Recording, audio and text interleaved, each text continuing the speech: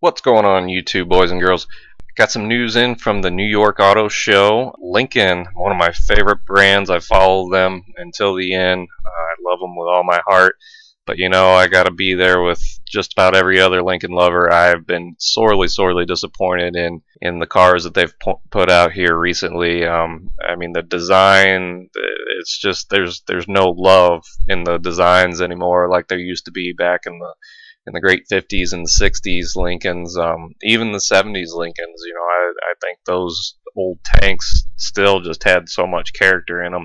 You know, late 70s they all started to fall off. But anyway, the news being Lincoln's introducing what they're calling a concept. Pretty sure this is going to end up coming to reality though. Back in December, Neil Young, a famous musician, kind of laid a bomb on us with his Pono Music company and the high fidelity sound systems and file formats that he's coming out with. He had said that he was partnering with Lincoln to be the first car company that he was going to integrate his sound systems into, and distinctly named the Lincoln Continental as being the car for 2016.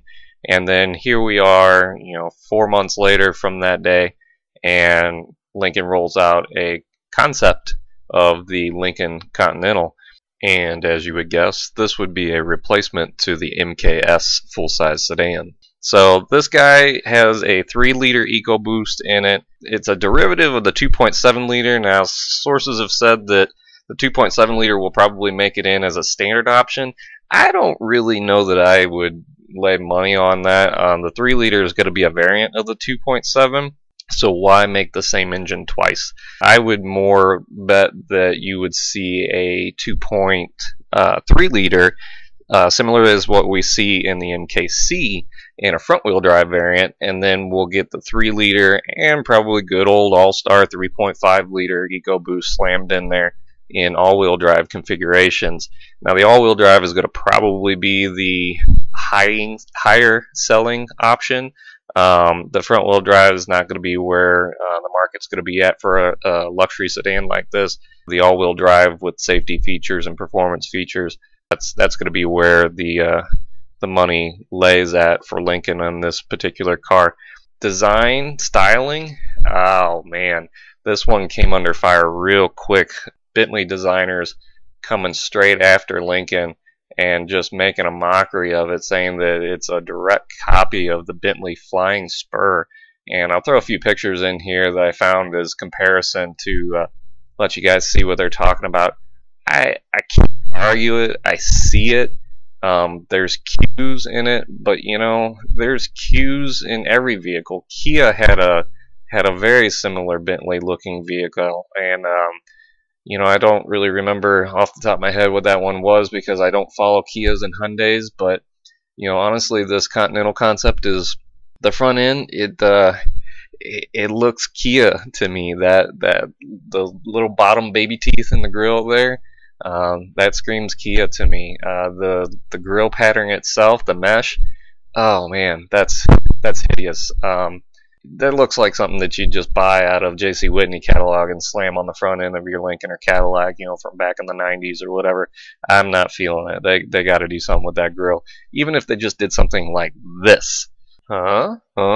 You like those mad paint.net skills there? Where's that grill from? Ala Fusion, one of Ford's best looking vehicles that they have right now. And they've wasted all that design on the Fusion, and they're not bringing it to their luxury brand. That's one of my biggest gripes. But anyways, for loves of this car, you know, I love the side profile of it. I think it's amazing. I love how the lines are subtle, but they're sharp. The high belt line, I love it, with those integrated door handles right up there into the window trim. I don't foresee that being something that makes it into the production model. The MKC had some pretty trick door handles on it too in concept form. We didn't see those make it to the production model. Just that's kind of the nature of the beast, honestly. There, the panorama roof, I love how they integrate that all the way down to the windshield and bring it back. I think that looks very nice. The skirting, I think the skirting, I know it's kind of loud here in the concept form, but I kind of like it. You know, your old 50s and 60s Lincolns, they're known to have that, well, any luxury car for that matter, are known to have that chrome or brushed aluminum or polished aluminum skirting that goes down the whole entire length of the car, and this has that. My only question is, if you bring that into production, how durable is that going to be? I don't know. The rear tail lights, if you've seen a lot of pictures floating around, it's kind of hard to tell. You gotta either see them or see a video of them. But they're all chrome. Basically, the lens is completely chrome, which obviously that'll change as well when it comes down to production because you got to have red rear reflecting. But the top line and then the rest of the tail light, those are two separate illuminating pieces. And the way that the brakes actually light up in this guy, it gives a 3D effect, like it's an endless mirror type effect to the rear tail lights. I love it. I think that's awesome. The front headlights, I think they're awesome as well. I could do without the Audi-esque running LED, the eyebrow, if you will, of the car. I don't know. The shape just screams Audi to me. I don't think there's any way around that. Audi was one of the original ones to do that. Other car manufacturers started copying recently, and really, like, Hyundai is about the only one that's kind of unique because they go all squiggly lined on the front end of their headlights, and I'm not really down with that either. So it's either it's gonna look like an Audi or it's gonna look dumb, I guess. So it's like do it or don't. You're damned if you do, you're damned if you don't. I guess Cadillac's got a good thing with doing the fender line LED, but if Lincoln followed suit there, you would be calling it a Cadillac too. Speaking of Cadillac here, the Cadillac Dare Greatly, How Dare We commercial. That is, oh my God, where was Lincoln on that one? I mean, everybody razzes Lincoln so hard about, you're changing luxury, you've gotten away from your roots, and you kind of have to. They can't make big boats and tanks anymore like they used to. They do need to bring a convertible back into the lineup. Honestly, I don't see why they haven't or why they can't. But they've got to come up with the times. The European luxury sedans, they're up with the times. They're still up with the times even to this day. And they have to make a change. But man, that "how dare we" statement, how dare we change and reinvent the luxury automobile? That is an awesome statement. And if you haven't seen it, I'm not a big Cadillac pusher. I'm not a big GM guy, period. The CTS, I will give it, the new CTS, that is a good looking sedan. The El Mirage is being unveiled here at New York as well. Hopefully I can find some details on that and bring it to you guys. But it looks like they're trying to keep pretty close to that El Mirage concept.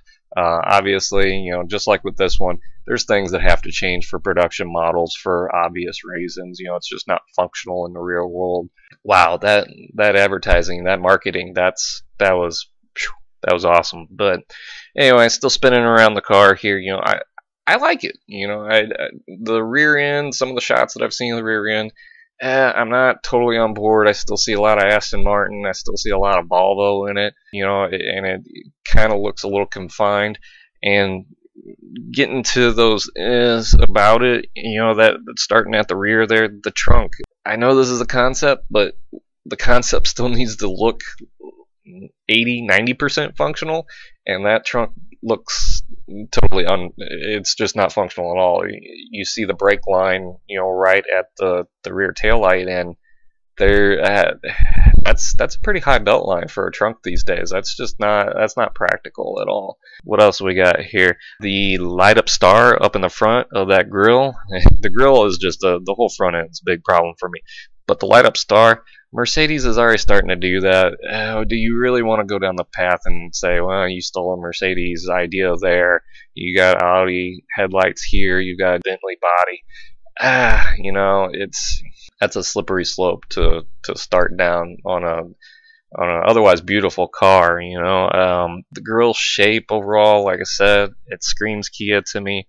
The mesh, I'm not feeling it. I think that's something that you could have pulled out of J.C. Whitney. The interior, oh my God, no, please no.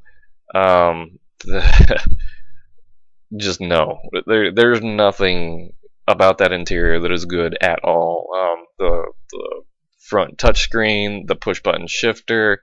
I'm not against the push button shifter. I do like it. I think it's a good idea in the MKZ, and I think it's a good idea here, but not how it's integrated into this. All the chrome down the center stack, that's a disaster. The speakers, the door panels, disaster.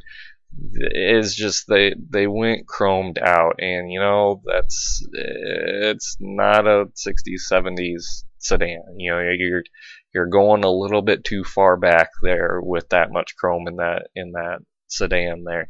You need more leather. I appreciate the suede, you know, here and there, but you need more leather. You know, this interior obviously is for show and just for proof of concept, but you know it'll change, and God, I hope it changes. But you know, I think Lincoln's onto something here. You know, it's sparking conversation. You know, the whole Matthew McConaughey commercials, that was all to spark conversation, and they did it, and they're doing it well. And MKZ sales have been outstanding because of it.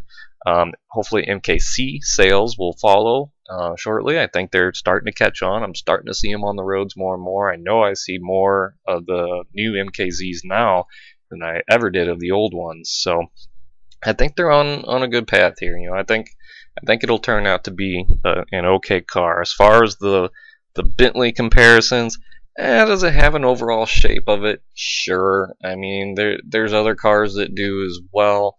I don't totally see it. There's too many other things going on. The wheel arches don't match. The humps and the rear quarters don't quite match. You know, I kind of see the roundness in the rear section, but then again, you've got the cut-ins for its rear arches. It's not quite the same. Window shaping's not quite the same. You know, obviously the front end's totally different. You got, you know, some high areas and some dips, and you know the nose doesn't quite arch back over the same as well. So it is different. I'm not saying that it's a copy. I'm saying it's close, but you know, there's a lot of other vehicles out there that copy even closer than what this is. You know, and Lincoln's been accused of this several times before. You know, even this newly redesigned MKX that's coming out, people are saying that it's just another Audi Q5. What? I don't see it. I really don't see it. So, but hey, this is my time. I just wanted to fill you guys in on, like I said, the Lincoln brand is one that I know and I love, and I hope that they bring this back around full circle and get this company turned around. I'm going to put a link down in the description and on this button right here. For the other Lincoln Ford video that I did for the 5 billion kickstart for them. So hopefully, you know, that 5 billion kickstart, this is some of the product that we're seeing out of that. If it is, I am happy, and I think it's going to turn out real good. And I hope you guys enjoyed this video. If you did, please leave a like. If you really did, leave a comment while considering subscribing for more content like this. But until next time, it's just another day at the office for me.